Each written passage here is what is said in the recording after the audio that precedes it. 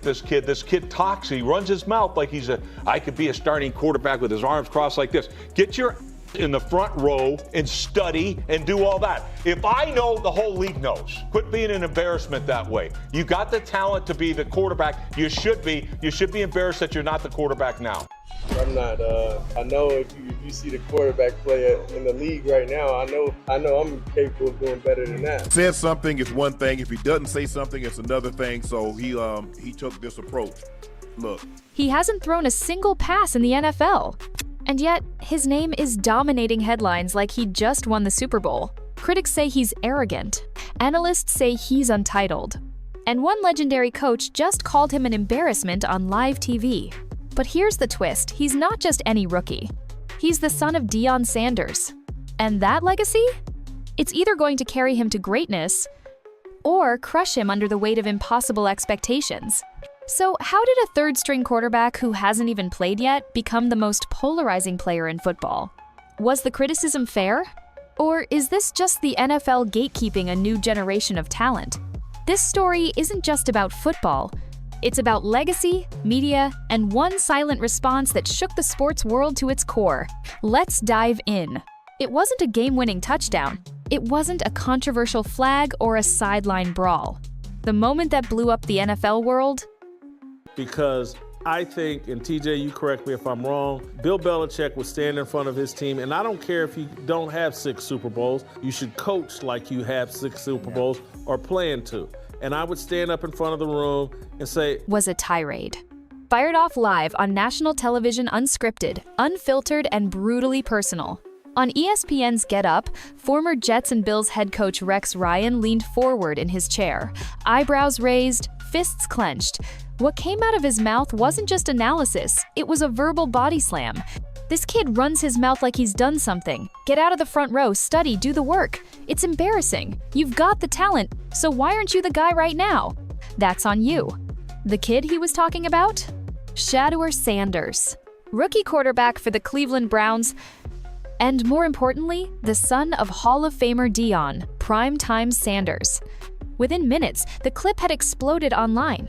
Millions of views, thousands of reposts. Every sports page had the same headline: Rex Ryan goes off on Shedeur Sanders. Some fans applauded him. They said someone had to put the young QB in his place. Others asked the obvious: why was a 6'2" analyst dragging a 2'2" rookie with 0 NFL snaps like he'd just tanked a playoff game? This wasn't just old school criticism, it felt personal. But here's what made this rant different.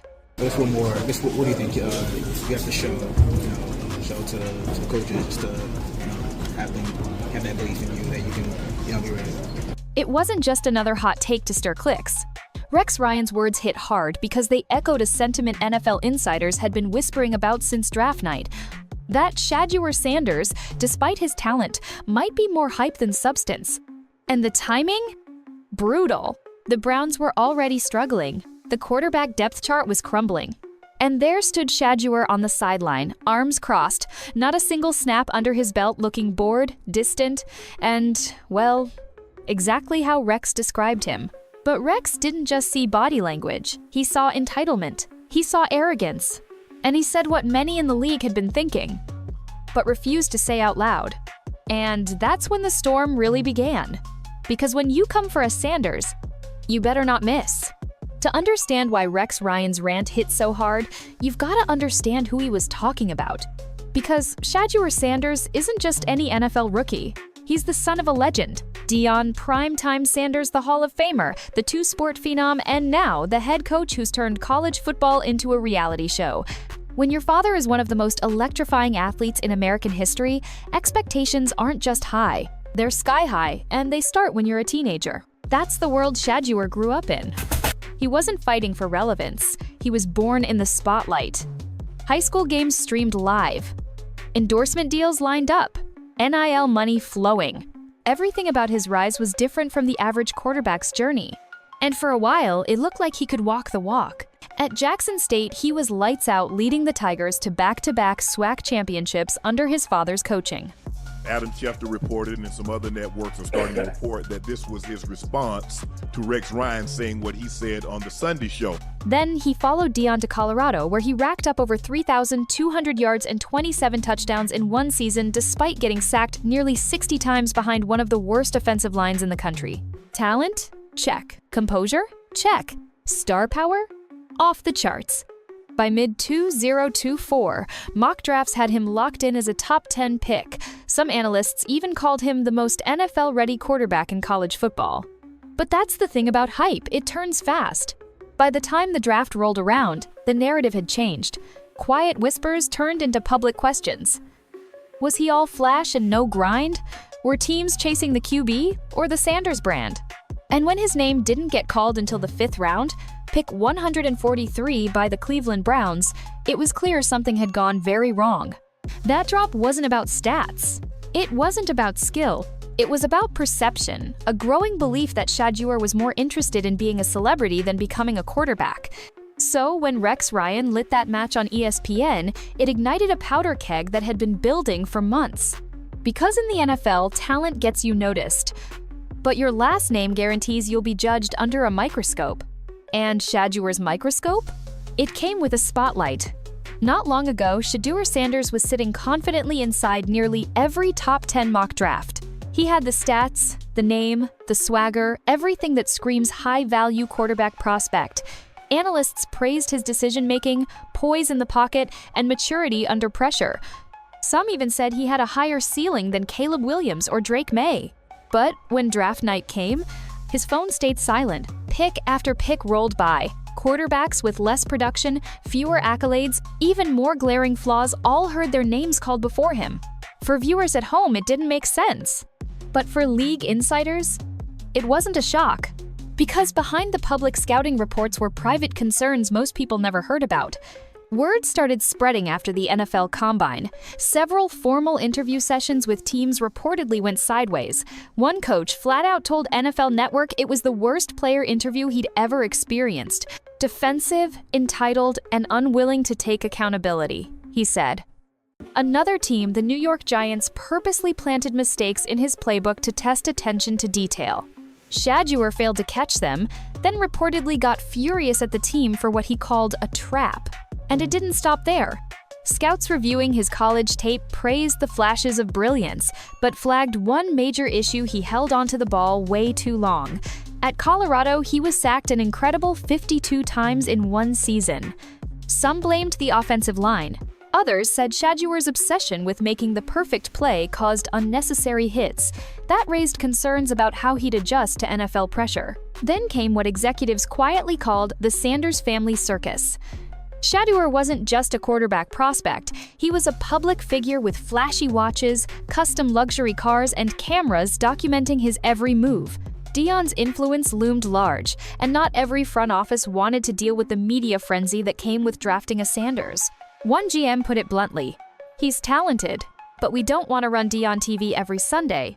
Added up shaky interviews, film study doubts, off-field flash, and legacy noise, and it was enough to scare execs away. What should have been a crowning moment became something else, a freefall. And when the Browns finally took him at pick 143, it wasn't a reward, it was a risk. On the surface, Rex Ryan's explosion looked like classic old-school football talk. Tough love, public accountability, another analyst keeping it real. But dig a little deeper, and it starts to feel personal.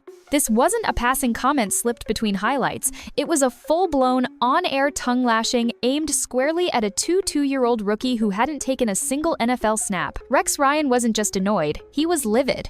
Why? Because just days earlier, Shedeur Sanders had gone on ESPN Cleveland and said this: "If you look at quarterback play in the league right now, I know I'm capable of doing better than that." He didn't mention any names. He didn't trash anyone directly, but he didn't have to. To a guy like Rex, Ryan raised in locker rooms where rookies earned their voice, that single quote felt like a middle finger to every veteran QB in the league. Confidence? Try arrogance. Especially from a fifth-round rookie buried at QB3. To Ryan, this was bigger than Shedeur. It was about what he represented: an entire generation of players raised on branding, NIL deals, social media clout, and primetime cameras. In his eyes, they wanted the keys to the franchise before ever proving they could drive the car. So when Shedeur stood on the Browns' sideline, arms folded, stone-faced during games he wasn't playing in, Ryan didn't see a focused student of the game. He saw a kid who expected a starting job and didn't understand why it hadn't been handed to him. And worse, Ryan claimed the sentiment was shared across the league. "If I know, the whole league knows," he said.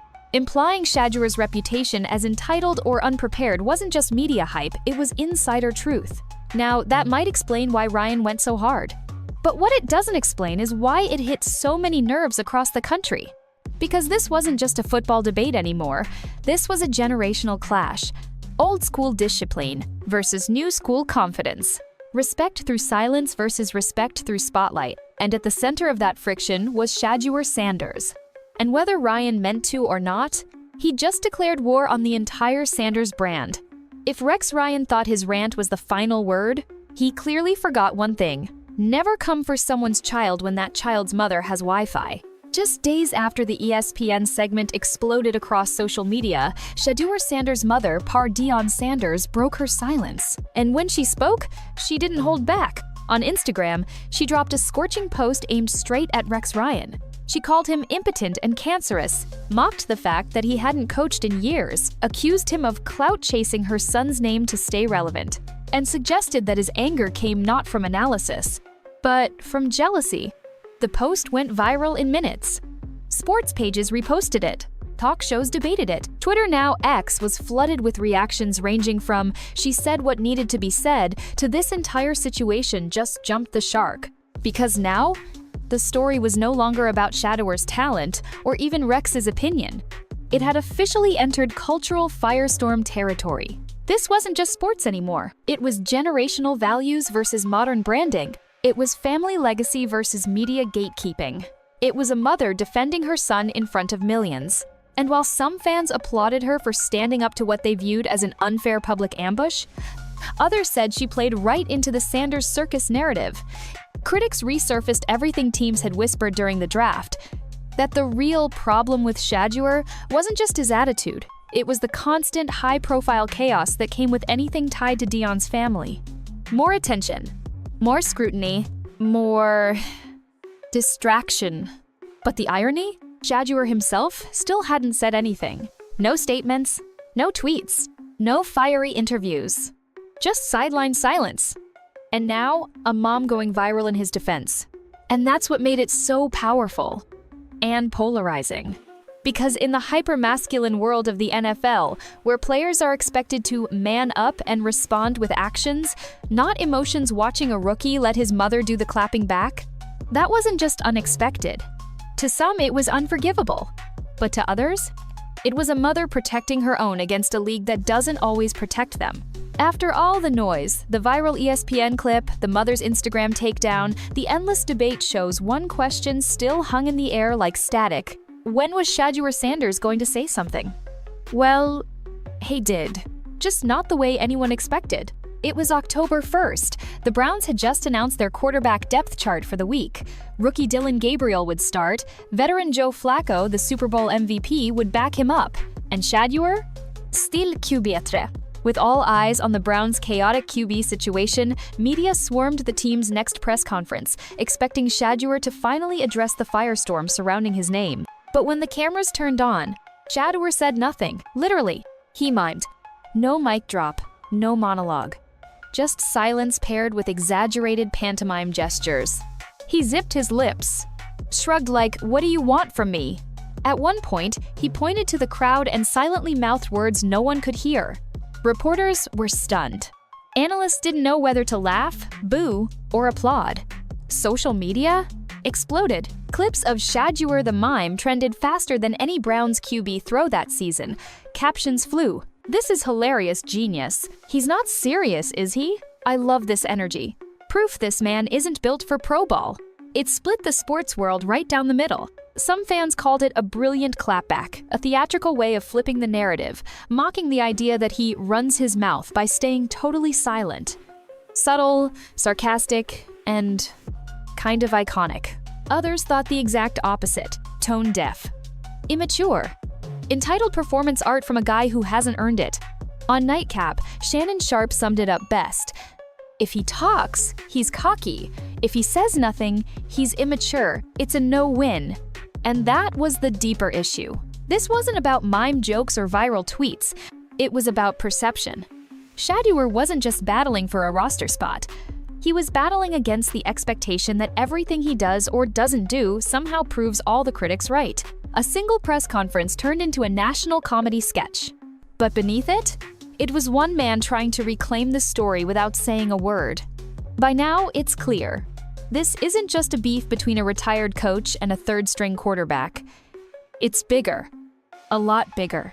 Because when you strip away the ESPN segments, the Instagram posts, the sideline cameras, and the silence-turned performance art, you're left with one unavoidable truth.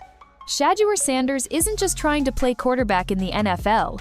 He's trying to do it while carrying the weight of one of the most famous last names in sports history. And that last name? It's both a crown and a curse. Shedeur is the latest in a growing line of young athletes being slapped with a label they never asked for. Nippo babies. From Arch Manning in college football, to Bronny James in the NBA, to Shedeur Sanders standing on the sidelines in Cleveland, we're watching second-generation stars step into leagues built by their fathers and getting judged before they ever get a chance to breathe. Some say they've been spoon-fed opportunity. Others argue they're being held to unfair standards no ordinary rookie would face. In Shedeur's case, both might be true. Yes, he had the platform. Yes, he had the cameras on him since high school. Yes, playing for Coach Prime, his own father gave him exposure most college players could only dream of. But that spotlight came with non-stop pressure. One misstep? Viral. One quote out of context? National headline. One sideline glare with his arms crossed? Suddenly, he's an uncoachable diva. If any other fifth-round QB cracked a joke, wore a Rolex, or mimed at a press conference, it might barely make local news. But when it's a Sanders, it's content, it's controversy, it's confirmation bias for critics who've been waiting to pounce. And let's not pretend NFL culture isn't part of the problem. The league is still largely run by coaches and execs from a generation where rookies carried helmets, kept their mouths shut, and earned everything through sweat and silence. That's the Rex Ryan mentality. Meanwhile, Gen Z players like Shedeur? They've grown up in a world where brand identity matters, cameras are always rolling, and confidence is the hustle. Shedeur moves through the league with a flashy watch, a media team, and a voice because he's been trained his whole life to own his spotlight. To an old-school coach, that looks like laziness. To Shedeur, it's just normal. And that's why the reaction to every move he makes is so split. It's not just about football, it's about what kind of culture we want to see in football. One side argues, if you want respect, act like a professional. Pay your dues. Don't let your mommy fight your battles. The other side fires back, if he's getting bullied on national TV for being confident, why shouldn't his family defend him? But here's the real reason this story won't go away. Everyone sees something of themselves in this clash. If you're a traditionalist, Shedeur represents everything wrong with the me-first athlete.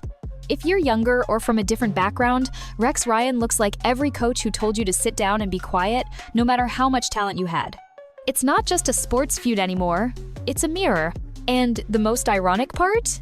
Shedeur has become more famous in the NFL for not playing than most rookies ever do, playing every snap. No touchdowns, no interceptions, no game-winning drives, no turnovers, no headlines for what he did on the field. Just a silence that screamed louder than a post-game speech. And while the culture wars rage on, the Browns, stuck with a 1-3 record, are still searching for a quarterback who can turn the mess into a win. The fans? Frustrated. The team? Unstable. The media? Obsessed. And in the middle of it all is one 2-year-old who didn't ask to be the villain or the hero, but might become both, depending on what happens next. Because if Shedeur ever does step onto that field, the lights will be blinding. The critics will be louder. And the expectations? Unreal. All because of a last name that echoes through every locker room in football. By now, the world knows Shedeur Sanders' name. But not for the usual reasons you'd expect from an NFL quarterback. He hasn't led a comeback win. He hasn't thrown a single NFL touchdown. He hasn't even stepped onto the field. And yet, somehow, some way, he's the center of one of the biggest conversations in football. But now that the spotlight is locked on him, one question remains. Can Shedeur Sanders turn this moment into motivation? Or is this the beginning of a slow, public downfall fueled by pressure, drama, and pride? That's the thing about hype. It's not inherently good or bad, but it always demands one thing from you: proof. And for Shedeur, the time to prove himself hasn't started yet. But the noise around him? It's deafening. The Browns are floundering early in the season, holding a 1-3 record and stuck in a quarterback rotation that feels more like a game of roulette than a strategy.